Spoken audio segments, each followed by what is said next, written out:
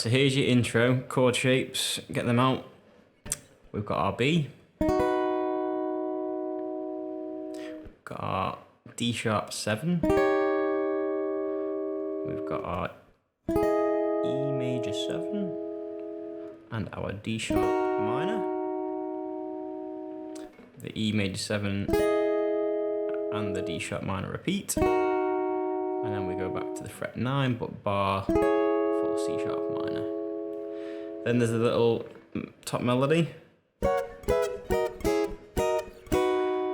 can either play it using the little major and minor shapes you've just played, just moved about. So B, we can shift up to become F sharp, move it down to E. And the C sharp minor we can move up to become D sharp minor and C sharp minor.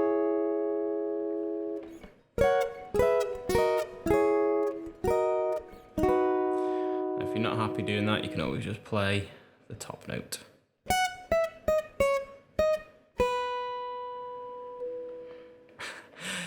Then that repeats.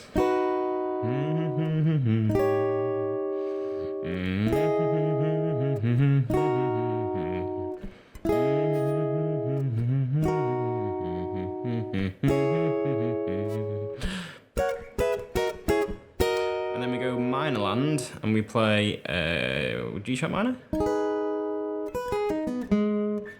Yeah, G sharp minor. G sharp minor down to D sharp minor. G sharp minor again, down to D sharp minor. A third time. And then we climb up those little minor and major shapes. 9th fret for C sharp minor. 11th fret for D sharp minor. Major shape. Fret 12 before we go E. And hold at fret 14. I appreciate some of us can't get up to there because you've not got a guitar where it's cut out. So if you can't do that, just use the top 2 strings and go 9, 9, 11, 11, 12, 12, 14. You might need to use a finger to reach your 14. Use a finger? Might need to use a different finger, is what I meant. Alright, from there, that is your intro done. I will play through it. You can try and play along. 1, 2, 3, ah.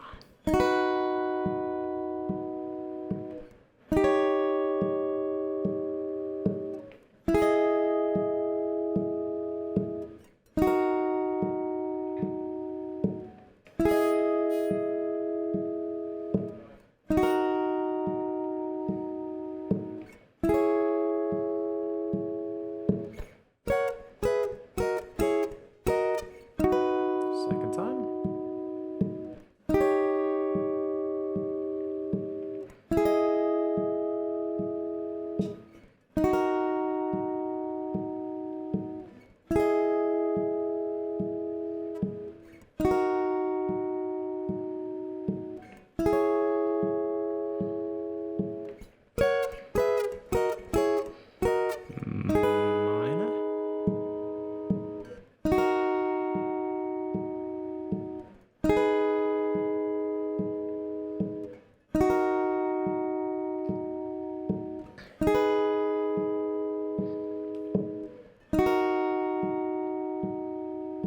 Climb up.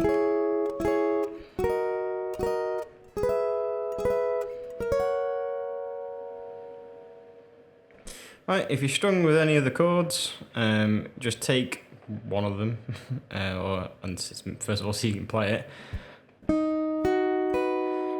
Tricky parts with these guys is when you've got a bar and you've got to get another finger down. You have to keep this finger curly whilst flattening the bar.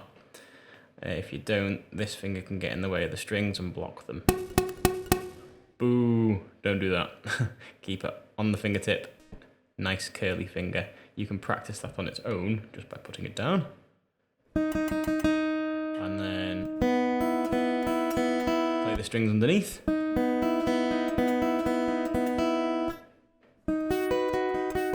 And then as long as you add the bar without moving what you've just done, you should be able to get a nice clear B chord as an example. Make sure you do that with all the chords so they sound dead good.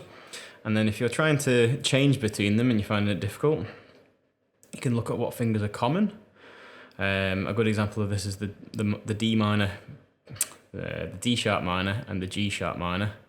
This shape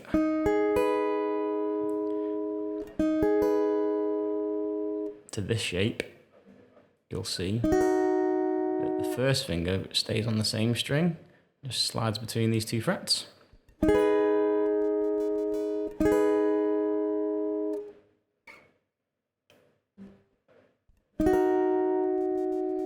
That's doing that, and then you'll notice that these fingers are just swapping around.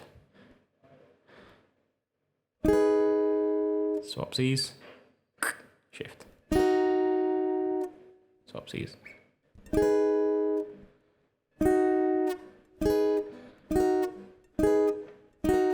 Hopefully that makes some sense. And you just take a pair of chords and practice changing between them like that until you've got it. Cool. I hope that's the intro. Next bit. Then we drop down to the second fret of your E string. And we hit that. That's a B note. We then grab the third fret of the E string. We grab the second fret of the E string. And go back to our B note. That was a G sharp and an F sharp. So we get B.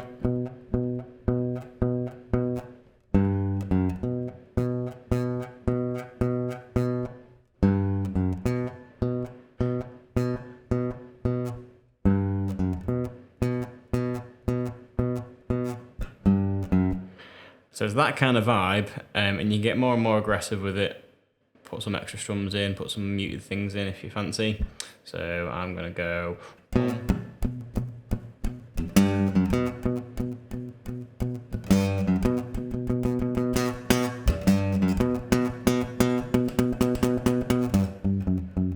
So just messing about with it, playing it quietly, dynamics soft, dynamics loud. Picking harder, putting some extra picks in. Yeah, if you listen to the tune, you can sort of hear what they're doing. Just have fun with it. Then we're into our little riff. Our riff, which goes G, G, F sharp, B, B, D, E, F sharp.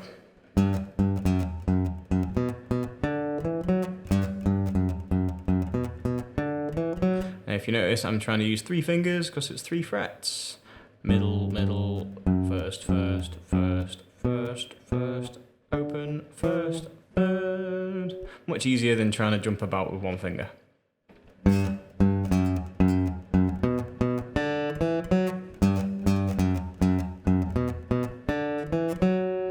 That repeats until the vocals come in.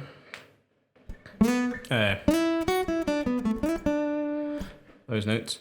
When that happens, so that riff doesn't really get in the way of what's going on with the vocal part, simplify it down. So we're just going to go.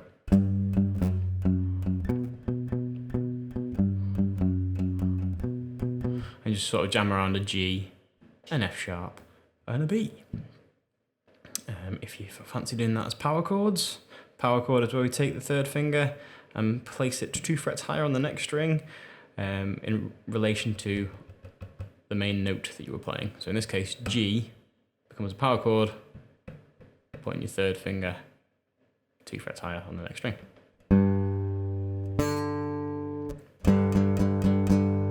And then I'm putting lots of palm muting on, so I'm using the heel of my palm, feel of my hand, sticking it on the bridge over the 2 strings that I'm playing.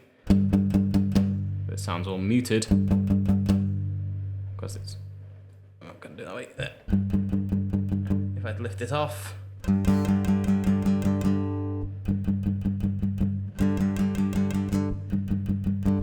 That's what that does.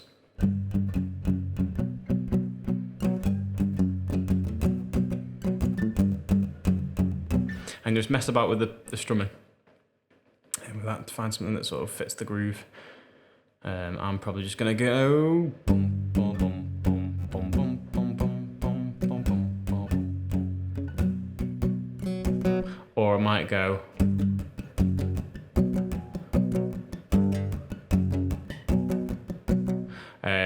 So I'm going 1 and 2 and 3 and 4 and 1 and 2 and 3 and 4 and... So my right hand is constantly going back and forth, but I'm only squeezing the chord in on the first 2 strums, and then I'm leaving the next 2 strums to be ghost notes or muted notes.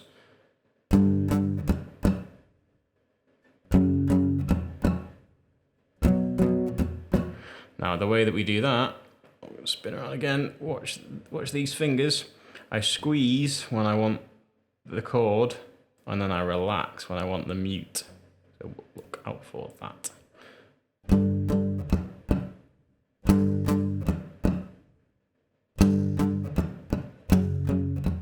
So you'll see me coming on and off. When my fingers are relaxed, it mutes. When they're squeezed down, we get the muted, palm mutedness.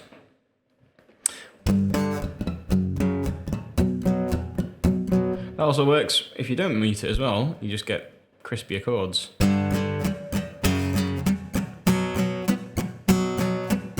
And I'm just controlling when you hear the notes by squeezing or left hand muting.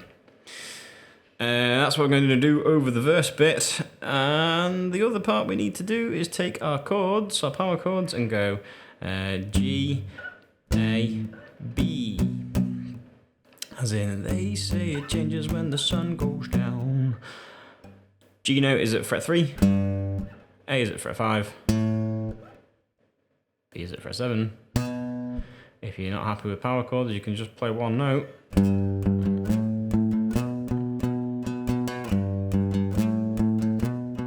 But it sounds a million times better when you put your third finger on for a power chord.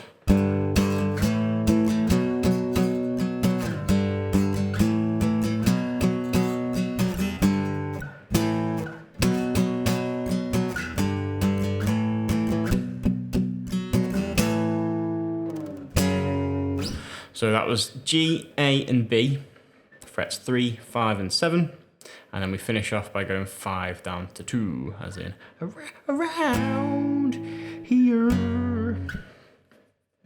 Thank goodness I'm not having to sing this. That's it. That's the whole tune. That's pretty good. So make sure you can play intro, riff, verse and chorus parts. We then have some melodies, so if you're not doing the melodies, you can ignore the next bit and skip ahead. If you want to learn how to do the melodies, though, I'm going to explain how to do them. So we have a little chord progression that's in the key of B minor. So we need some notes that are in the key of B minor, so we'll use a scale that is called the B minor pentatonic scale. Makes sense? Here's B. Fret 7. Everything on fret 7 is part of the scale, so we can just wiggle our first finger across. That's 1/2 of the scale. Then there is another note for each string. So first E string, we're going to go 7 to 10. Then we go 7 and 9. Notice I'm using different fingers for different frets because I'm efficient. Next one is 7 and 9. 7, 9. 7, 10. 7, 10. Done again without me talking over the top of it.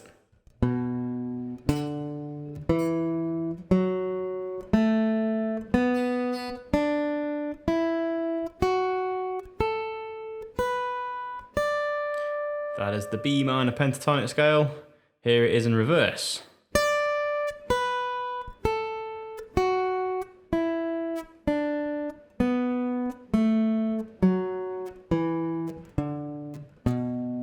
Ta-da.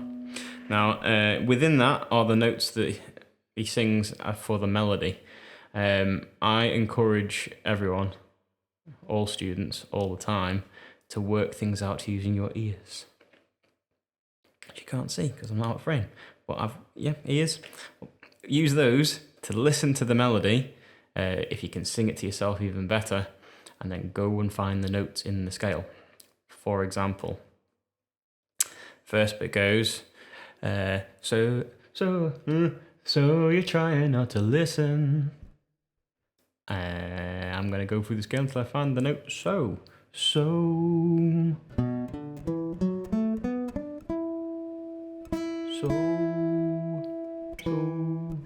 It's up there, isn't it? So you're trying not to listen. What just happened? Oh, I've just found the notes. So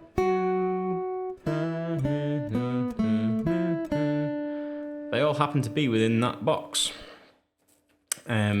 You have to do it slowly first. If you can't do this at all, it's just because you need to listen harder. And ask yourself, is the next note higher or lower? Or the same? So I've found the note so. That's the hardest part. The hardest part is finding the first note. The rest just uses the scale, or this is a framework. So it's there. So yeah, my voice had to go higher, so I'm gonna go for the next note in the scale, and it's probably gonna be that. So yeah, cool, that kind of sounds okay. So yeah, trying not to listen. Da da da da da da da da.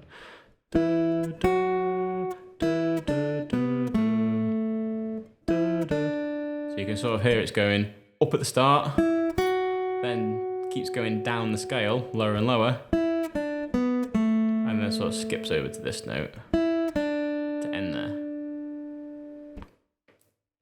So that is how you tackle figuring out the melody. So you put the song on, listen to a bit, sing it to yourself, have a little noodle around this little box, see if you can figure out the notes. I might have a quick go at doing that. You can always check your answers by looking at what my fingers do. It might be right, might be wrong, but use your ears. That's the point.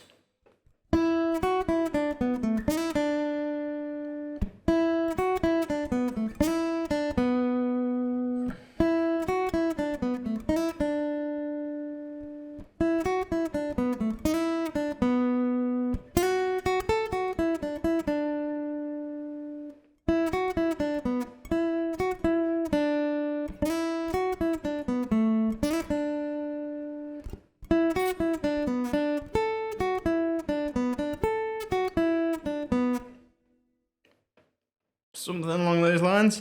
I started, or pretty much at the start, I get bored if I have to play notes that just sound not like with nothing on, vanilla notes as I call them.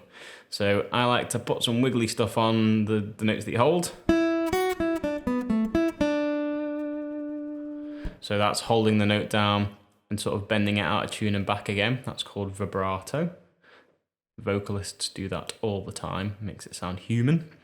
Sometimes I like to slide into a note. So if I'm going to go to this note, that's my destination, but I could slide from like the fret before, or a few frets before, from either direction. And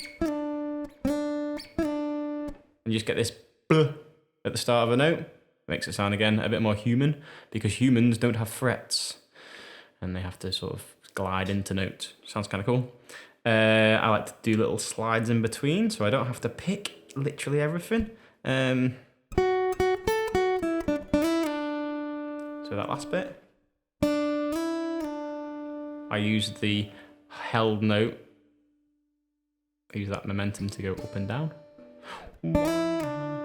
So play about with your techniques and articulations, make it sound more personal to you than boring vanilla. Unless that's what you want. In that case, do that. That's pretty much it, I think.